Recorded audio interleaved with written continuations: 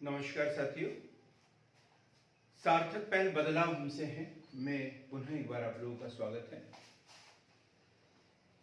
मध्य प्रदेश लोक सेवा आयोग मुख्य परीक्षा का द्वितीय प्रश्न पत्र पार्ट बी, जो कि इकोनॉमिक्स और सोशलॉजी से संबंधित है। आज हम लेके आए हैं इस इकोनॉमिक्स की एक अवधारणा के तहत आर्थिक विकास के घटक। आर्थिक विकास के घटक। मित्रों, इससे पहले जो हमने पढ़ा था, इससे पहला जो हमारा वीडियो था इकोनॉमिक्स का, उसमें हमने पढ़ा आर्थिक समृद्धि एवं आर्थिक विकास, economic growth and economic development क्या है, दोनों में क्या अंतर है। आज हम लेके आए हैं आर्थिक विकास के घटक। आर्थिक विकास किन किन चीजों से प्रभावित होता है, किन किन चीजों को आर्थिक विकास कहा जाता है। तो आर्थिक विकास के घटकों के संबंध में अलग अलग अर्थशास्त्रियों द्वारा अलग अलग अवधारणाएं दी है। तो पहले हम मुख्य अवधारणाएं पढ़ेंगे। तो हैरोल्ड डोमन, ये दोनों अलग अलग अर्थशास्त्री हैं और दोनों ने मिलकर एक रिसर्च प्रस्तुत किया था। तो उसके अनुसार उन्होंने आर्थिक विकास के घटक बताए हैं। नंबर 1,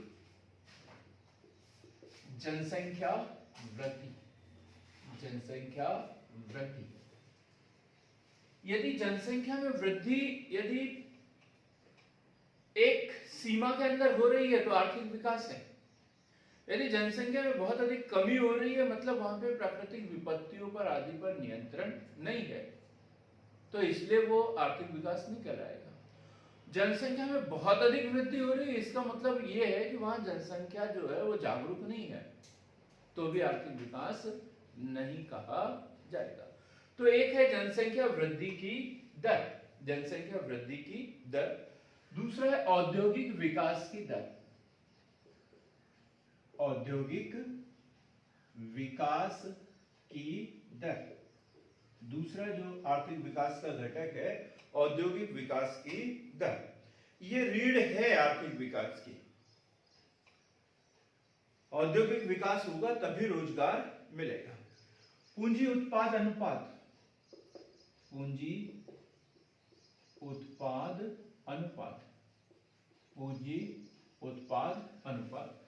ये आर्थिक विकास का वो घटक है जिससे डिसाइड होगा कि वहां पर टेक्नोलॉजी का स्तर क्या है। यदि टेक्नोलॉजी बहुत अच्छी है तो कम पूंजी में भी बहुत अधिक उत्पादन किया जा सकता है। और यदि टेक्नोलॉजी जो है वो पिछड़ी हुई है, तो फिर अधिक उत्पादन करने के लिए या कम उत्पादन करने के लिए बहुत अधिक उत्पादन के साधनों को खर्च करना पड़ेगा। तो पूंजी उत्पाद अनुपात और बचत व आय का अनुपात, अगला जो घटक बताया इन्होंने, बचत व आय का अनुपात। यदि आर्थिक विकास करना है तो जितनी आय प्राप्त हो रही है उससे बचत भी करना पड़ेगा, क्योंकि जब बचत होगी तो ही पूंजी निर्माण होगा, तो ही उद्योगों का विकास होगा। यदि बचत नहीं होगी तो पूंजी निर्माण भी संभव नहीं होगा। दूसरे अर्थशास्त्री है शुम्पीटर, और ये अक्सर एग्जाम में पूछा जाता है, चाहे प्री का हो मेंस का हो, कि प्रोफेसर शुम्पीटर के अनुसार आर्थिक विकास का सबसे महत्वपूर्ण घटक कौन सा है, तो वो है नव प्रवर्तन, एंटरप्रेन्योरशिप को उन्होंने उत्पादन का मुख्य घटक माना है, आर्थिक विकास का मुख्य घटक माना है। जहां पे नव प्रवर्तन नहीं होगा वो देश कभी विकसित नहीं हो सकता। यहां तक कि हम ये भी बोल सकते हैं कि यदि कोई व्यक्ति नव प्रवर्तन न करे तो भी उसका विकास नहीं होगा। फिर है आर्थर लुईस। हाँ, हम उन्हीं आर्थर लुईस की बात कर रहे हैं जिन्होंने असीमित जनसंख्या की पूर्ति असीमित श्रम शक्ति की पूर्ति का सिद्धांत दिया हुआ था। तो इन्होंने आर्थिक विकास के घटक बताए हैं बचत करने का प्रयास, बचत करने का प्रयास, बचत करने का प्रयास, ज्ञान की वृद्धि, ज्ञान की वृद्धि एवं उसका उत्पादन में प्रयोग, ज्ञान की वृद्धि एवं उसका उत्पादन में प्रयोग।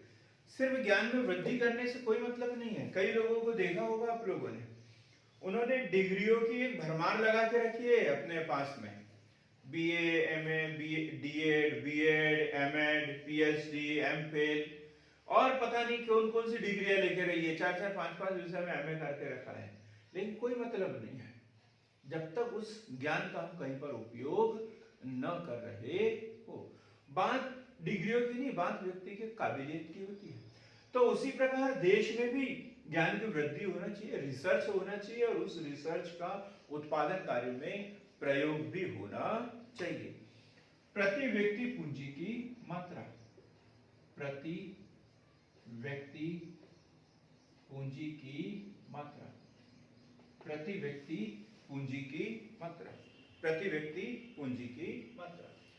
फिर मायर एवं बाल्डविन, मायर व बाल्डविन, इन्हीं की हमने आर्थिक विकास की परिभाषा पढ़ी है, इन्हीं की आर्थिक विकास की परिभाषा पढ़ी है। क्या दीर्घकाल तक किसी देश की राष्ट्रीय आय में वृद्धि होती है? आर्थिक विकास वह प्रक्रिया है जिसके तहत किसी देश की वास्तविक राष्ट्रीय आय में दीर्घकाल तक वृद्धि होती है। पिछले वीडियो में हमने बहुत अच्छे से पढ़ा है मायर एवं बाल्डविन की परिभाषा को। इन्होंने क्या बोला? एक तकनीकी प्रगति, तकनीकी प्रगति, टेक्नोलॉजी में सुधार होना बहुत जरूरी है।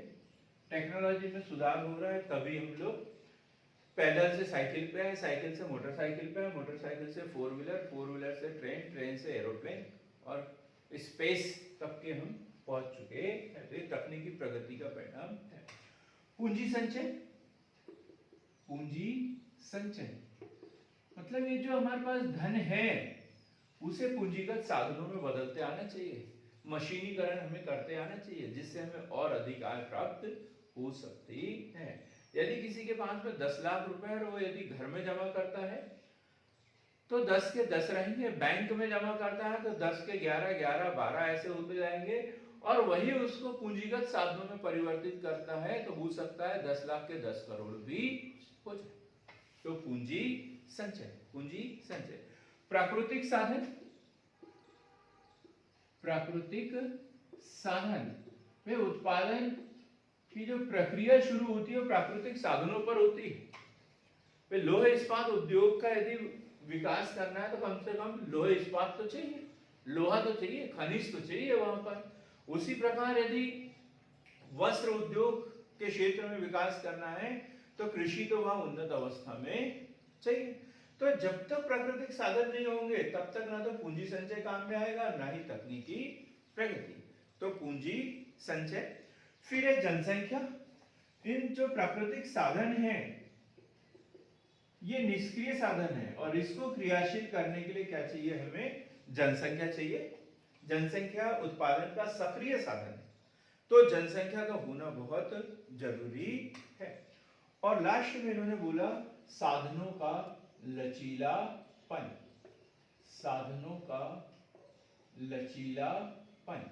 साधन फ्लेक्सिबल होना चाहिए, एक स्थान से दूसरे स्थान पर लाने ले जाने में सक्षम होना चाहिए। तो मायर एवं बाल्डविन महोदय ने उत्पादन के 5 साधन या आर्थिक विकास के 5 घटक बताए हैं: तकनीकी प्रगति, पूंजी संचय, प्राकृतिक साधन, जनसंख्या और साधनों का लचीलापन। अब हम बात करते हैं W.W. रूस्टो। W.W. रूस्टो ये वो अर्थशास्त्री है जिन्होंने विकास की अवस्थाएं बताई है और ये क्वेश्चन पूछा जाता है बार बार कि भारत जो है आत्मस्फूर्ति की अवस्था में कब पहुंचा था। तो अगला जो वीडियो होगा हमारा W.W. रूस्टो से संबंधित होगा। तो अभी हम पढ़ेंगे उसके W.W. रूस्टो महोदय द्वारा आर्थिक विकास के कौन कौन से घटक बताए हैं। तो इन्होंने 2 बताए हैं, एक है श्रम शक्ति, श्रम शक्ति मतलब मानवीय संसाधन, और दूसरा है पूंजी संचय, पूंजी संचय। तो इस तरीके से ये विभिन्न अर्थशास्त्रियों के विषय में पढ़ा जिन्होंने आर्थिक विकास के विभिन्न घटकों की जानकारी हमें दी है। अब इनके आधार पर यदि हम देखें तो हम देखते हैं आर्थिक विकास के घटक, फैक्टर्स ऑफ इकोनॉमिक डेवलपमेंट। तो इनके आधार पर यदि देखें तो विकास के जो मुख्य घटक होते हैं वो दो प्रकार से मिलते हैं हमें। एक आर्थिक घटक, आर्थिक घटक, इकोनॉमिक फैक्टर्स, इकोनॉमिक फैक्टर्स, और दूसरा होता है नॉन इकोनॉमिक फैक्टर्स, अनार्थिक घटक, अनार्थिक घटक, आर्थिक घटक और अनार्थिक घटक। तो दो भागों में बांटा गया है आर्थिक और अनार्थिक घटक। मुझे अच्छे से याद है 2017 का जो पीएससी हुआ था उसमें क्वेश्चन पूछा गया सीधा का सीधा, आर्थिक विकास के प्रमुख घटक लिखिए। 2017 के पीएससी में आप चाहो तो पेपर भी उठाकर देख सकते हैं। तो सबसे पहले हम आर्थिक घटकों की बात करते हैं, एक एक घटक हमें पढ़ना है। तो आर्थिक घटक में है प्राकृतिक संसाधन, प्राकृतिक संसाधन, क्या? Natural resources, natural resources. तो प्राकृतिक संसाधन का होना बहुत जरूरी है। भूमि, खनिज, जल, वन, स्वच्छ वायु, ये प्राकृतिक संसाधन जिस देश में होंगे तो वही देश विकास कर सकता है। जहां पर यदि ये प्राकृतिक संसाधन न हो तो वो देश कभी विकास नहीं कर सकता है। तो सबसे महत्वपूर्ण आर्थिक घटक जो है वो है प्राकृतिक संसाधन। दूसरा है श्रम शक्ति, श्रम शक्ति व जनसंख्या, श्रम शक्ति व जनसंख्या। तो इसे हम कह सकते हैं मानव पूंजी, मानवीय पूंजी, ह्यूमन रिसोर्सेस।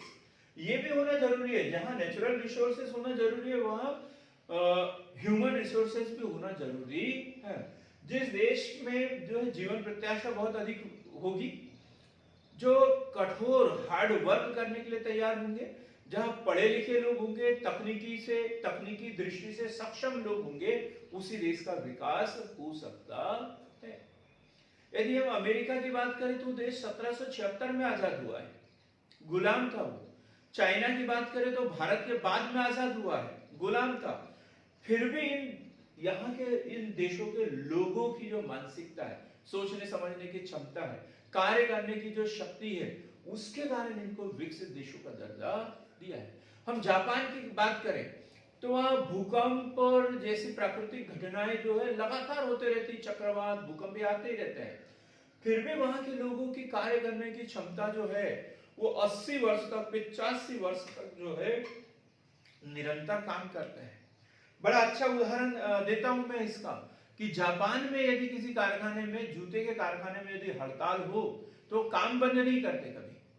जब तक हड़ताल रहेगा तब पेयर का एक ही पार्ट बनाएंगे, जूते का जो पेयर है उसका एक ही पार्ट बनाते हैं, और जैसे ही हड़ताल उनकी रिजॉल्व होगी तो फिर वो उसका पेयर बनाना शुरू कर देते हैं, ताकि ना सरकार को नुकसान हो ना उन श्रमिकों को नुकसान हो जो कि हड़ताल कर रहे थे।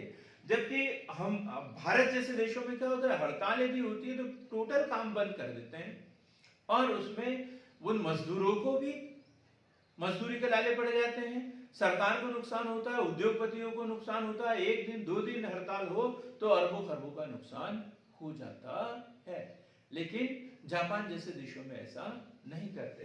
तो क्या श्रम शक्ति और मानवीय पूंजी का होना बहुत आवश्यक है, जनसंख्या का होना आवश्यक, कुशल जनसंख्या चाहिए, शिक्षित जनसंख्या चाहिए, टेक्नोलॉजी से संपन्न जनसंख्या चाहिए। तीसरा घटक जो है पूंजी संचय, पूंजी संचय व पूंजी निर्माण, पूंजी निर्माण, ये सबसे महत्वपूर्ण घटक है कैपिटल फॉर्मेशन, कैपिटल फॉर्मेशन।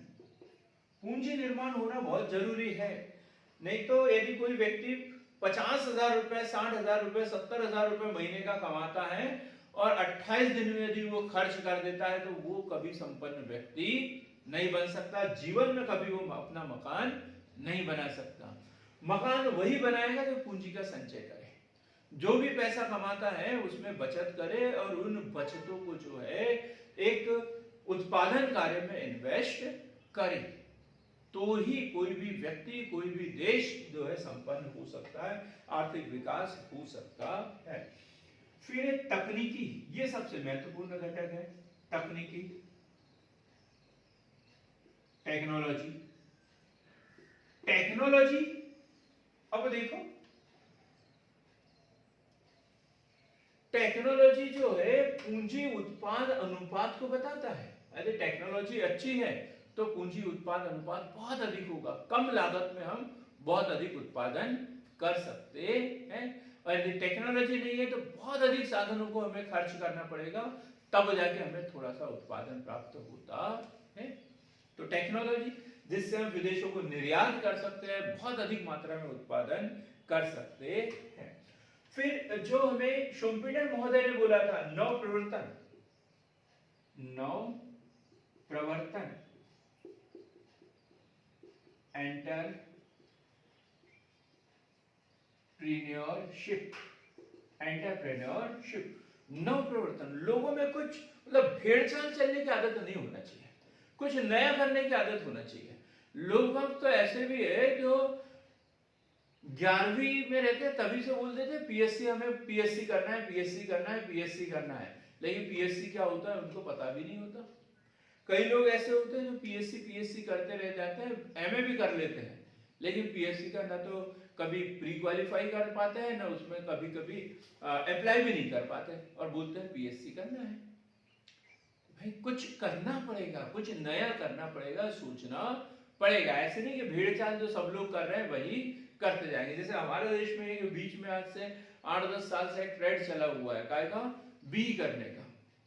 पता नहीं बी करने में ऐसे क्या मिल जाता है, लोग अब बी करने में लगे हुए, फौज खड़ी हो गई इंजीनियरों के हमारे पास में, जबकि वो और ढेर सारे प्राइवेट कॉलेज भी खुल गए।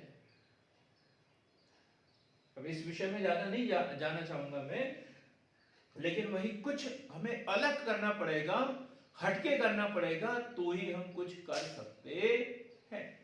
नव प्रवर्तन, एंटरप्रेन्योरशिप एंड इनोवेशन भी बोल सकते हैं इसको, इनोवेशन भी लिखेंगे, इनोवेशन, नव प्रवर्तन और इनोवेशन, कुछ नया आविष्कार भी हमें करने की आवश्यकता होगी। विदेशी पूंजी, विदेशी पूंजी, पहले एक कहावत थी कि जितनी बड़ी चादर हो उतनी ही पैर फैलाना चाहिए।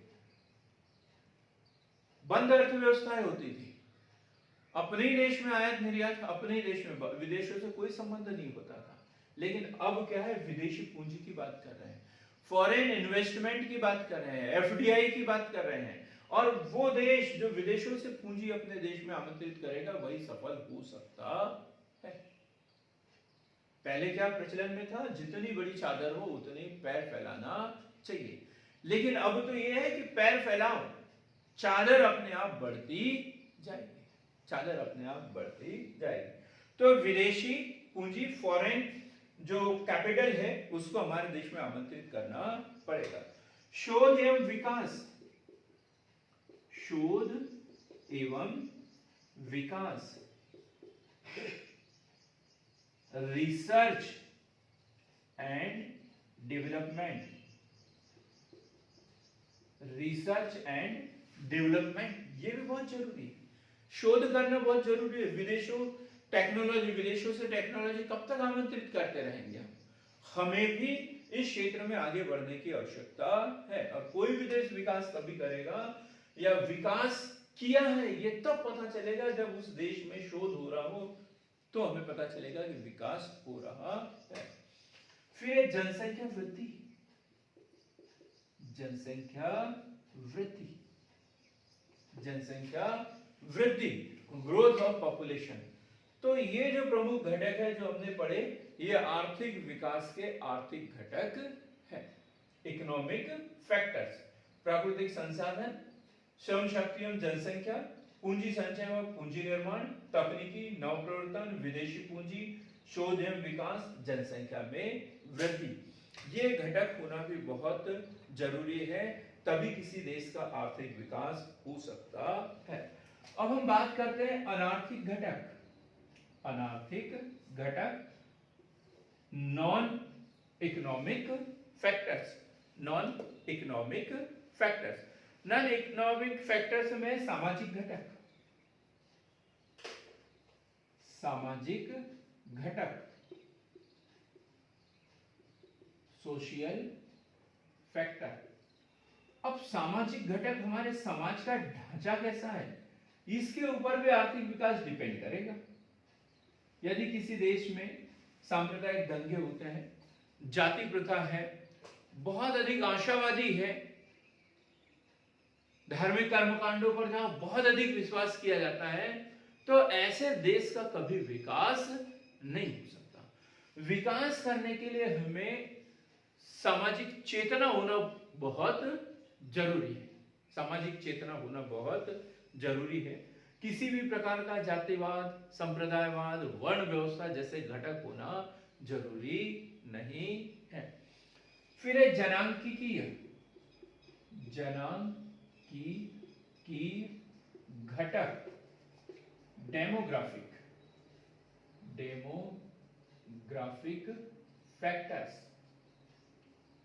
अब जनसंख्या के ऊपर भी निर्भर करेगा। क्षेत्रफल के अनुपात से जनसंख्या बहुत ज्यादा हो रही है, तो उस देश में कितना भी प्रयास किया जाए वो देश कभी विकास नहीं कर सकता। यदि जनसंख्या वृद्धि की दर बहुत अधिक है तो भी उस देश का विकास कभी नहीं हो सकता है। जनसंख्या एक लिमिट में होना चाहिए। जनसंख्या जो है क्षेत्रफल के अनुपात में होना चाहिए। यदि बहुत बड़ा क्षेत्रफल है और जनसंख्या नहीं है तो भी उस देश का विकास नहीं हो सकता। क्षेत्रफल के अनुपात में जनसंख्या होना चाहिए। राजनीतिक एवं प्रशासनिक घटक, राजनीतिक एवं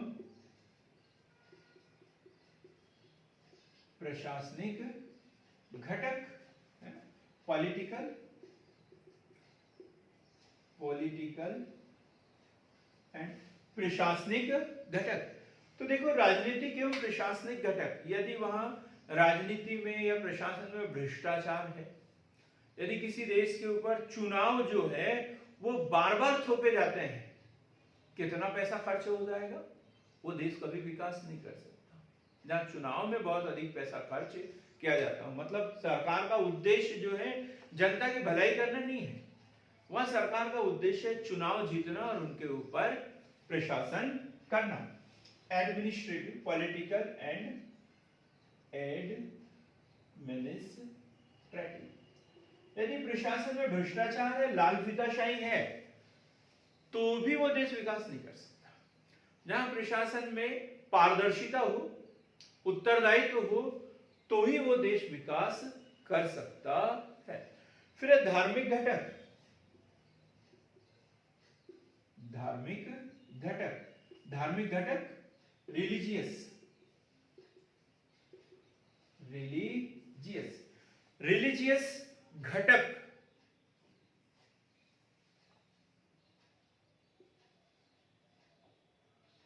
रिलीजियस घटक, धार्मिक घटक, ये भी बहुत महत्वपूर्ण है कि कई देश, जैसे वियतनाम, इन देशों की बात करें, इजराइल है, वियतनाम है, पाकिस्तान की बात करें, अफगानिस्तान की बात करें, ये देश पिछड़े हुए हैं, तो उसका कारण यही है, धार्मिक उन्माद वहां पर बहुत अधिक है।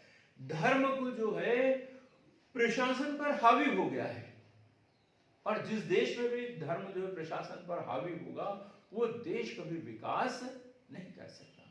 तो मित्रों अभी हमने पढ़ा आर्थिक विकास के घटक, तो इसको दो भागों में डिवाइड किया है, इकोनॉमिक और नॉन इकोनॉमिक, इकोनॉमिक और नॉन इकोनॉमिक फैक्टर्स।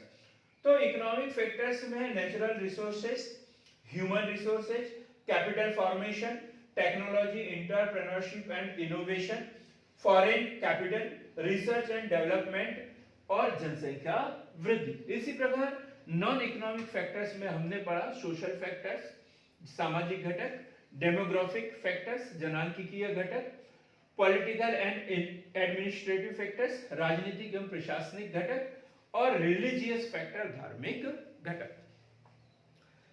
एक और अवधारणा इसी के साथ में हमें पढ़ना है और बड़ा सरल है और उससे संबंधित क्वेश्चन पूछे जाते हैं प्री में भी और मेंस में भी, कि आर्थिक विकास की अवस्थाएं कौन-कौन सी होती है।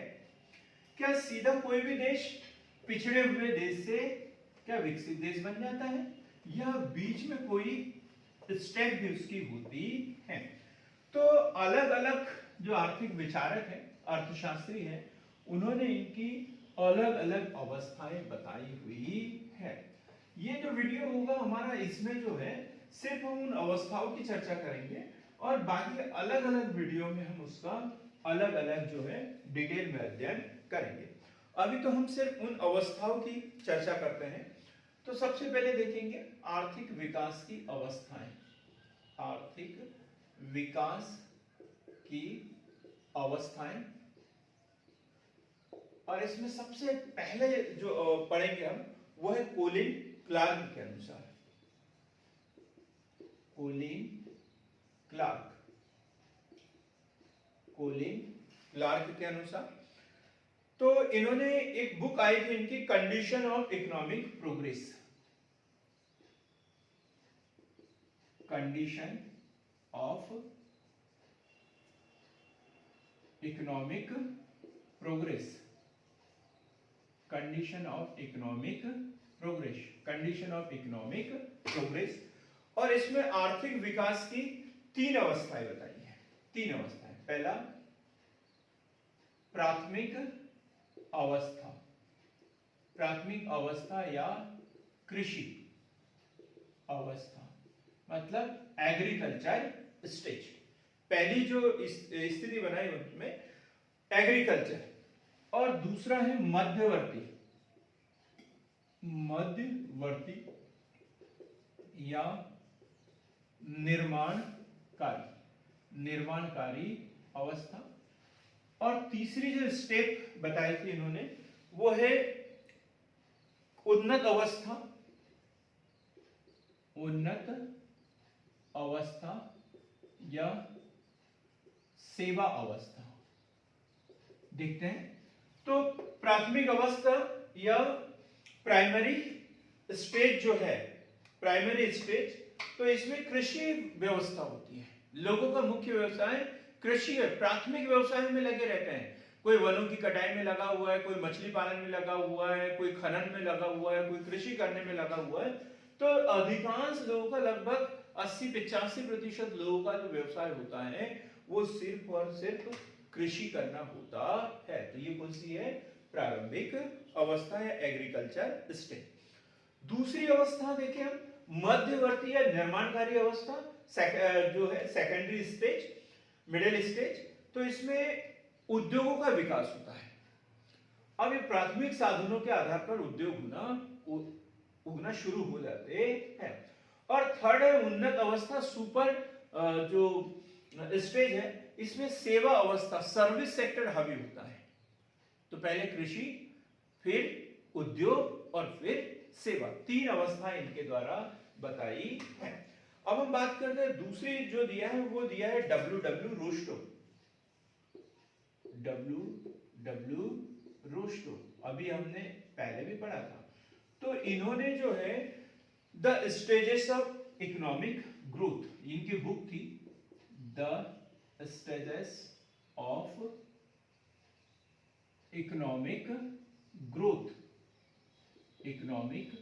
ये बुक अक्सर एग्जाम में पूछा जाता है। या आर्थिक विकास की अवस्थाएं किसने दी है? तो किसके द्वारा? रोस्टो के द्वारा दी गई है। और इन्होंने 5 अवस्थाएं बताई है। कितनी? 5। परंपरागत समाज की अवस्था, परंपरागत समाज की अवस्था, परंपरागत समाज की अवस्था मतलब वही गुफाओं में रहना, ये वो सब इनकी विशेषता। आत्मस्फूर्ति से पूर्व की अवस्था, आत्मस्फूर्ति से पूर्व की अवस्था, आत्मस्फूर्ति से पूर्व की अवस्था, आत्मस्फूर्ति की अवस्था, आत्मस्फूर्ति की अवस्था, आत्मस्फूर्ति की अवस्था। चौथा है परिपक्वता की अवस्था, परिपक्वता की अवस्था। और लास्ट में है अत्यधिक उपभोग की अवस्था, अत्यधिक उपभोग की अवस्था। और बहुत सही इन्होंने ये क्लासिफिकेशन किया है।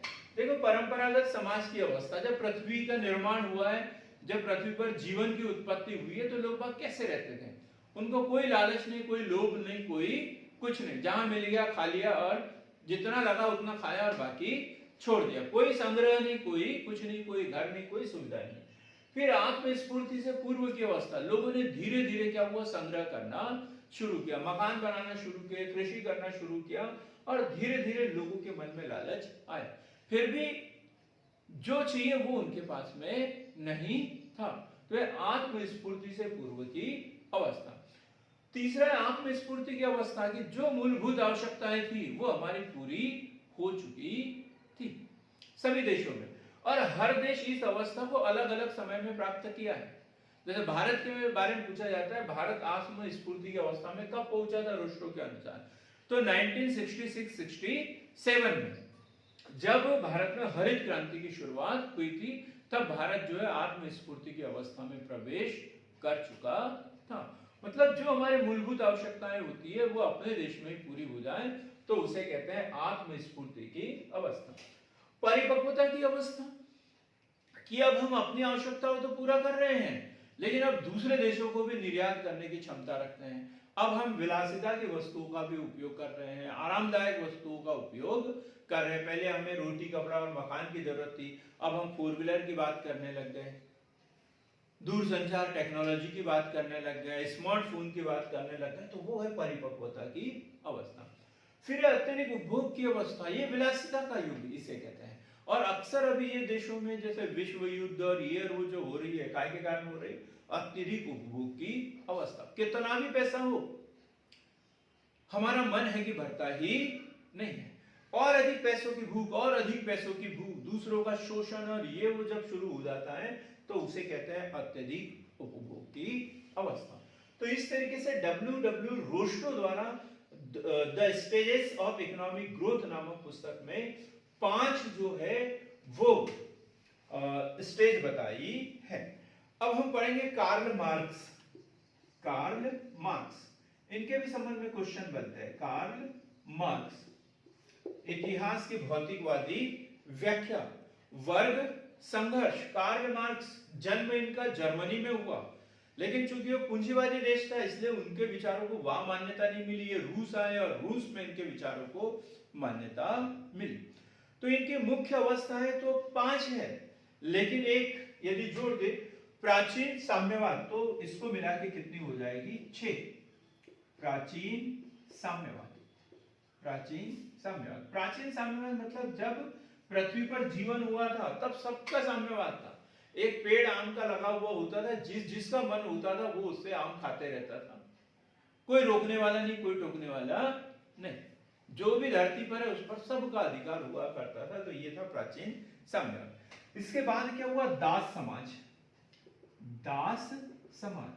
अब यहां पर लोगों ने क्या किया? जो शक्तिशाली थे उन्होंने कमजोर लोगों को दास बना लिया और वो उनका काम करने लग गए। दास समाज। दास समाज के बाद सामंतवाद। सामंतवाद मतलब ये जागीरदारी प्रथा का विकसित रूप बोलेंगे सामंतवाद। मतलब 2 4 10 लोगों के पास में पूरी जमीन हुआ करती थी और वो मजदूर रखते थे, दास रखते थे और काम करवाते थे। महाराजा राजा महाराजा होते थे, इनको ये टैक्स जमा करके दे देते थे।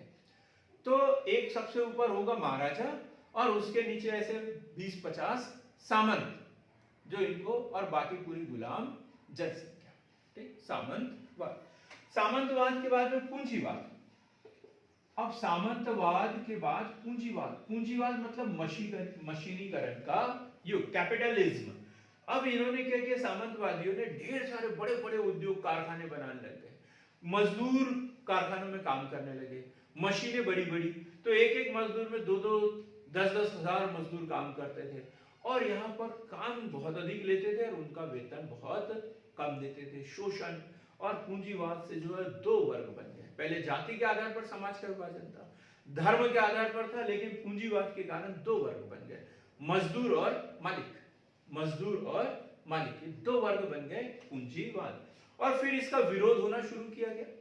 मजदूरों ने क्रांति की बात की, उन्होंने हड़तालें शुरू की, तो फिर आया समाजवाद। फिर क्या आया, समाजवाद। उत्पादन के साधनों पर सरकार का अधिकार और उसका उपयोग संपूर्ण समाज के लिए, समाजवाद। समाजवाद में जो है कार्ल मार्क्स है, लेनिन है, रूसो है, इनका महत्वपूर्ण योगदान, और रूस में इसका सर्वप्रथम जन्म हुआ था। और फिर है साम्यवाद, और सबके लास्ट में आता है साम्यवाद। तो इन्होंने, कार्ल मार्क्स ने 6 अवस्थाएं बताई थी, प्राचीन साम्यवाद, दास समाज, सामंतवाद, पूंजीवाद, समाजवाद और साम्यवाद। हमें सही जोड़ी में पूछा जाता है या उसको क्रम से जमाने के लिए आता है। यदि हमने पूंजीवाद को पहले कर दिया, सामंतवाद को बाद में, तो गलत हो जाएगा। ये जो भी अवस्थाएं हैं वो क्रम से हमें याद करना होता है, क्रम से जमाने के लिए पूछा आ जाता है एग्जाम में। ये 4 दिया रहेगा, इसमें से 6 में से 4 दिया रहेगा और उसको आगे पीछे करना हमें रहेगा। सबसे लास्ट में पढ़ेंगे हम हिल्डेब्राड के अनुसार।